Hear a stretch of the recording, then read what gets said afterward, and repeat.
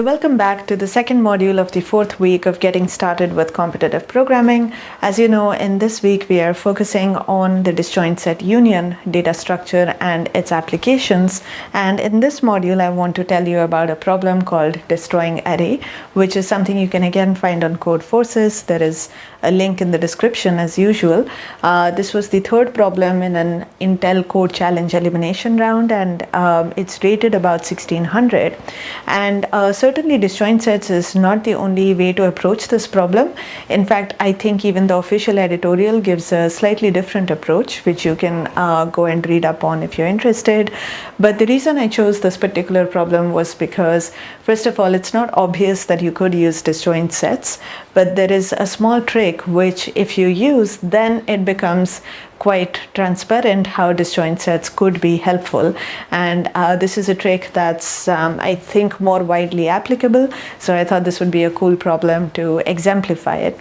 So with all that said, let's get started with the problem statement. There is no story in this problem. It's just a straight up description of a process. So you're given an array which has n numbers, which we are going to denote from A1 through AN. I think it's important to note that these are non-negative integers, so that's something that will come into play later.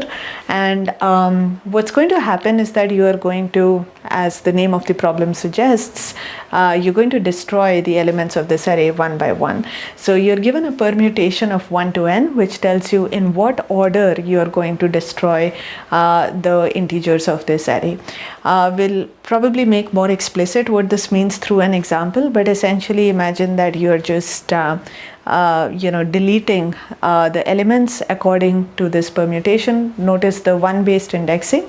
So for instance, if you had A1, A2, A3 and your permutation was 3 to 1, then after the first step your array would look like A1, A2. After the second step it would look like A1, and at the third step there's going to be nothing left. In general, once you're completely done, you have executed all the n steps, your array has become completely empty. As I said, we will go through a more elaborate example in just a bit. It'll be one of the, I think, the sample inputs that we will try to break down and observe closely. But let's figure out what is the task. What are we supposed to do with this information? So at every stage, what you're supposed to figure out is what is the largest surviving contiguous segment of elements that has the maximum possible sum. So you can imagine that as you kill elements in the array, your array breaks down into contiguous chunks of integers, and each of these chunks is going to have a certain, let's call it weight. That's the sum of all the elements in that chunk. So we want to figure out what is the heaviest chunk that exists at every stage of this destructive process. So let's go through an example, and I think all of this will become a little bit clearer. So for instance, let's say that here is the input array. So that's denoted in black. So all the black circles are the input array. The elements in red are the permutation of the sequence in which the destruction is supposed to happen. And the elements in blue are just there for reference. That's the indices of the elements of the array. So remember, we're working with numbers A1 through AN. So we have one based indexing, and this is just a reminder that that's the case. So let's go through the process here, right? So the first element that we are supposed to destroy is the fifth element, and we know that that's the number 6. So that's gone. Now this leaves us with two chunks whose sums turn out to be 18 and 16. You can pause the video and confirm for yourself that that's the case. In fact, speaking of pausing the video, if you want, you can pause the video and try to work through this whole example yourself once and then come back and exchange notes. So feel free to do that now if you would like to. But in any case, here you have two chunks. The first one adds up, I think, to 18, and the second one adds up to 16. So the answer at this stage is going to be 18 because that's the heavier chunk. Now in the second step, we are supposed to destroy the second element in the array, so that's the second 5 there. And now this breaks up into 3 chunks, and the weights of these 3 chunks are 5, 8, and 16. So the new maximum is going to be 16. So notice that the maximum chunk, the heaviest chunk that we had in the previous step, got fragmented into two pieces, so it's now no longer the ruling chunk, and the correct answer at this point is going to be 16. Now the next element that is supposed to be deleted is the 8th element, so it's the last element of the array. Now we have 3 chunks and the weights are 5, 8 and 11, so the answer at this stage is 11. The next element to be deleted is the 7th element, and we still have 3 chunks, but the weights now are 5, 8 and 6, so the answer at this stage is 8. The next element to be deleted is the first one that completely annihilates one of the chunks, so we're left with 2 chunks now of weights 8 and 6. So the answer actually doesn't change. The previous the heaviest chunk from the previous step still dominates the situation, so the answer is still 8. The next element to be deleted is the element at the 3rd index, so that's the first 4, that's gone. So now we have 2 chunks of weights 4 and 6, so the answer at this point is 6. The next element to be deleted is the one at the 4th index, so now you're only left with 1 chunk, there's no comparisons to be made, and it so happens that the answer actually did not change from the previous step and it remains 6. Once this last element is gone, there's really nothing left in the array and the answer is going to be 0. So this is what we are required to output, this sequence that you see here, 18, 16, 11, 8, 8, 6, 6, 0. We're supposed to output this sequence of numbers, 1 on each line, and that's essentially the goal of the problem statement. I hope that the statement itself is clear at this point, and again, you might want to pause and think about how would you approach this. Of course, a first cut solution is going to be to just simulate the process, but if you go and look at the limits, you'll see that the array itself has 10 to the 6 elements potentially, and the numbers themselves range from 1 to 10 to the 9, I believe. And if you work out how expensive it is going to be to simulate the whole process, you will see that that's actually not going to work out. So you need something slightly cleverer. Also, I think when we were talking about disjoint set union, I also said that this is inherently a constructive process. So you have sets and you put them together.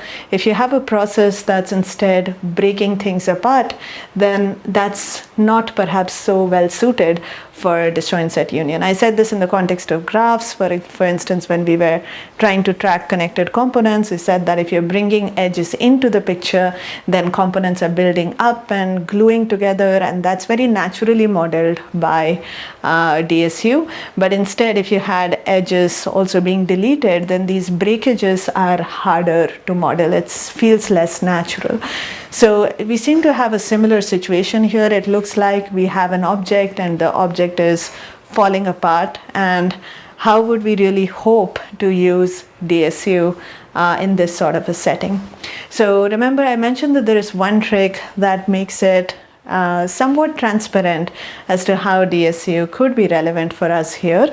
I'm not sure if it's reasonable to ask you to guess what this trick might be, but a hint would be, think about what happens when you play a video back in reverse, right? So imagine that you go through this whole process, but in fact you could perhaps literally do this, like pause the video here and see what happens if you were to play it back in reverse. To be honest, I have no idea what that would look or sound like. Probably a bit weird, but a picture may emerge that might help you think about how DSU would be relevant to this problem. So take a moment here, think about this, and come back when you're ready. All right, hopefully you had a chance to think about this, and let's follow through on the hint and see what happens if we actually run the process in reverse. So instead of removing things from the array one by one, what we will try and do is see if we can put things back into the array one by one, but in the opposite order of the destruction sequence that was given to us in the input. So now the visual is that instead of a process that breaks things apart, we have a process that puts things back together, and at the very end you have actually reconstructed your entire array. So let's go back to the example and see what happens when we run the process in reverse order. So the first element to come back to the array, so by the way, you don't see any of the array elements here because we are going in reverse. So at the very end, remember that the array became empty, so nothing is really available to us to begin with, and the last element to be deleted will now be the first one to come back into the picture. So the last element to be deleted was the one that was at the 6th index, and that happened to be the number 6.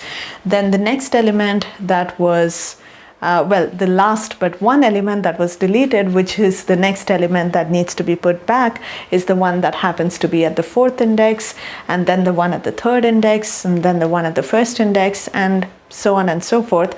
I'm going to build out the rest of it, but hopefully you can already see why this can be treated as an instance of disjoint sets.